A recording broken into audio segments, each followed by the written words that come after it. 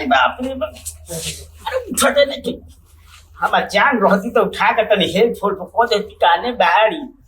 अरे काछी दादा काने बाड़ी है ये मलकिनी है ये काम दे तेरी भारी भारी हमारा के उठता ही कूल। अरे उठा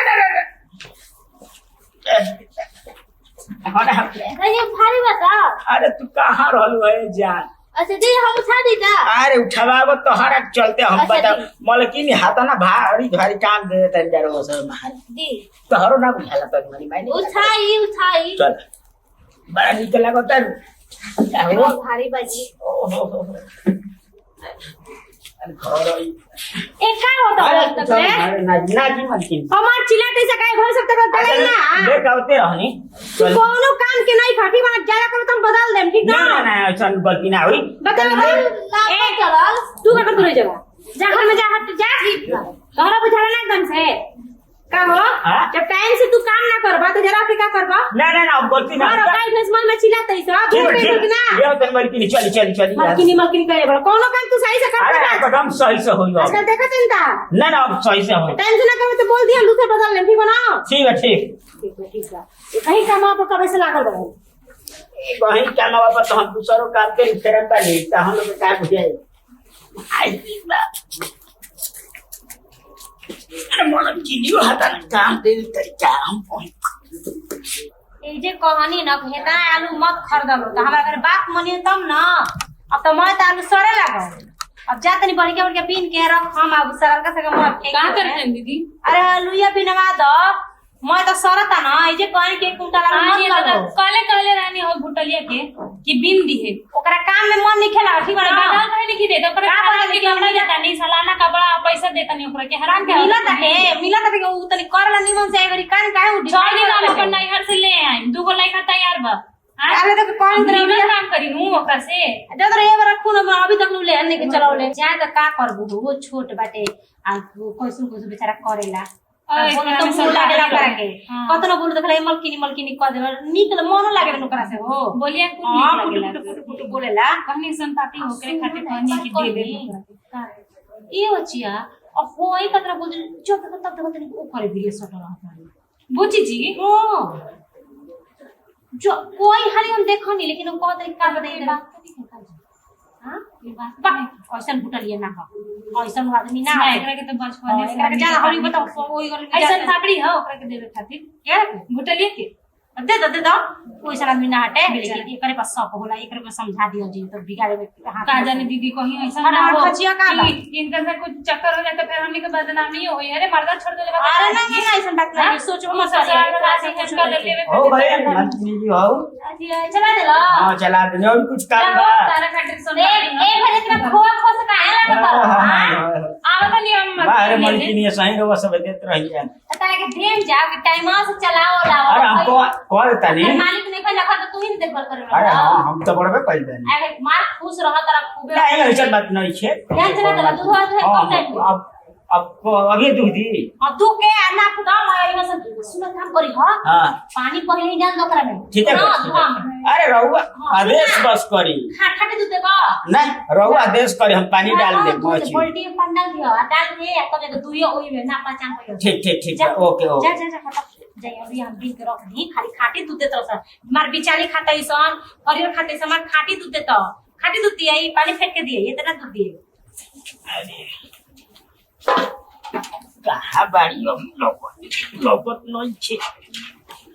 अरे काकी तो उठा दे दिन हम उठा देता मैं अरे ना तू काहे के उठाई हो अच्छा नहीं तो ना मैं तो अच्छा नहीं थे लगती देखे मैं अरे है सुनो हमारो तोहरो दुख देखल नहीं के जा सकल नाचे बच्चा बात इतना हो तो हम तो एक घर से बेटी आई आज तो मौका रहा ना तो हम चाहती तो शादी कर लेती लेकिन हम की शादी समाज से स्वीकार ना करी। अरे है ना सुना समाज के छोड़ा हमनी के तारा से बहुत हम प्यार करी ना तू प्यार करेलू एमे का दिक्कत बा हां बताओ हम ना सरस्वती नानू पैसे तो स्वीकार ना करी। अरे काहे ना करी स्वीकार बताओ प्यार खराब चीज ना होला, केहू से भी प्यार हो जाला। हम तारा पसंद बानी कि ना बताओ तो। हाँ वो तो बताइए बा, तो हमने तेरा जानता नहीं क्या यदि समाज छोड़ने से जानता नहीं भाभी वो लोग नाम नहीं जा। अरे देखो तू ही कुल भाभी सब कोई मान दिया लो, तू चिंता मत करियो, आराम से है सुनो, आ कोनो दिक्कत ना हो है नु। हाँ चलो आओ है नीति करो। ई का करत रहो? हां ई का करत रहो? पूछो ना। आ तू का करत रहो? सुनो भाभी कुछ ना भाभी, हम तो को बना दो। अरे उठावा तानी तू खा तर गोबर। हां आ ई का हाथ का दे रहो?